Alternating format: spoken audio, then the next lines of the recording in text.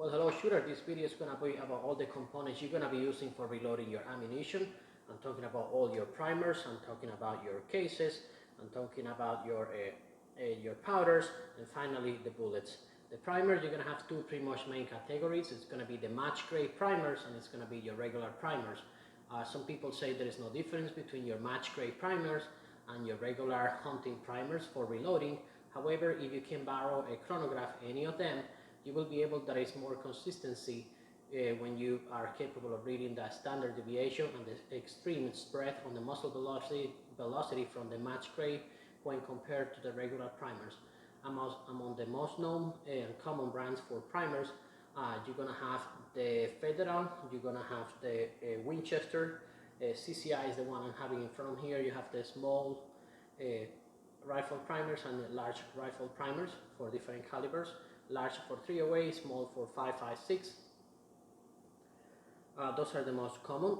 However, if for some reason you end up using one of those military grade primers, you're gonna have to keep in mind that next time you're gonna reprime that use cartridge, there is a special tool. It's called the primer pocket uniforming tool, in order to remove the glue that all the military primer come through in order to preserve their usability in harsh environment. The cases, there are a bunch of cases. The most known brand is going to be Hornady, Winchester, Nosler makes some good ones, Federal, Israeli military industry. Those are as thin as civilian ones. And for match grade competition, Olympic, PRS matches, the most known one is going to be the La Pua, which comes with a premium price.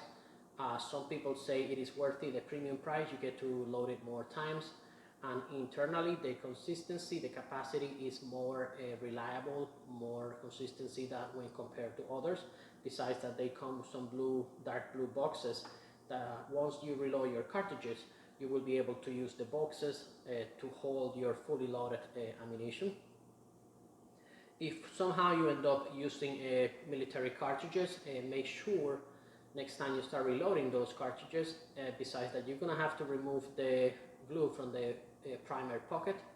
You're going to have to start your loading powder 15% below what your manual is telling you, because of the thickness on the wall on military cartridges, it's going to be thicker, and that's why you will have to go 15%. Yes, it's going to give you probably a few more shots. Yes, it's going to help you save on powder. However, always keep in mind that you will be the one putting your face close to where the explosion is happening, so beware of the consequences. The powder, the most common one is going to be Hodgdon 4895, IMR 4895. I want to make a pause over here. A lot of people, they tend to confuse because they sound similar. They are the same, they are completely different. Never cross similar powders. If someone gives you a powder that you're not sure if at some point it was neglected, it was open, and the purity, the concentration of the powder inside, you don't know how well it might work, I wouldn't recommend it to use it, because you might get a stock bullet in your barrel, or if it was mixed or it was just relabeled, you might have an accidental discharge, blow your barrel or injure yourself. Some of the most known, it's going to be Barget Reloader 15. For Olympic or match grade, it's going to be Hodgdon 4350, which is one of the premium price one. It's the one that is most known for being less sensitive to abrupt changes in temperature. It's going to really preserve your muzzle velocity better. As a rule of thumb, I would highly recommend you to start buying 1 pound containers, just in case the combination between your powder and the bullets that you selected from your differential provider, if it doesn't work in your specific barrel, you won't get stuck with a 10-pound container of powder and 600 bullets that are not going to work on your barrel, depending on your twist, internal rifling, etc., etc. Another thing that you have to keep in mind, these two, I can use them for either 308 or 556, which are the rounds that I do reload. Some other powders, they will work as well for the same purpose. You can use them for several caliber, however, never ever mix them. That would be a disastrous. Finally, the bullet. The previous video I made was based on the ballistic coefficient. of the bullets, depending if it's going to be disclosed to you on a G1 formula or it's going to be a G7 trajectory.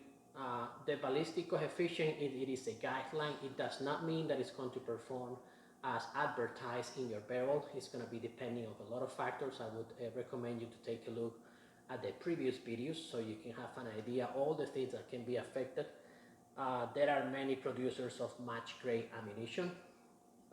Among them is going to be Hornady, Federal, Spear, which are the one I have in front of me. The Olympic grade, it would be Berger ammunition. I would recommend you to start loading to SAMI specification according to your manual. Don't be too creative about it because you will be exposing yourself to it. If you load your cartridge too low, you might have like what it's called too much jump, that is known to cause too much pressure before the bullets gets into the rifle in your barrel, so it's a lot of pressure. But if you lower your cartridge too long, you will have a problem fitting that cartridge into the chamber of your barrel, so you might not even be able to fit the cartridge. So start with loads according to SAMI specifications. Try different bullets and try different powder combinations. The powders, you have loyalty, like the same thing that happened with cars. Some people only reload Vargets for 308, some people only reload Hodgstone 4895 for 556. I would recommend you to try the one that works for your specific barrel and go by manual specifications. Alright friend, this is all I have to share with you for today. I hope you enjoy. However, next I'm going to share some pictures about different cartridges, powders, and combinations so you can make your final conclusions. I hope you enjoy. Thank you so much for your time. If you like it, like, share, and subscribe.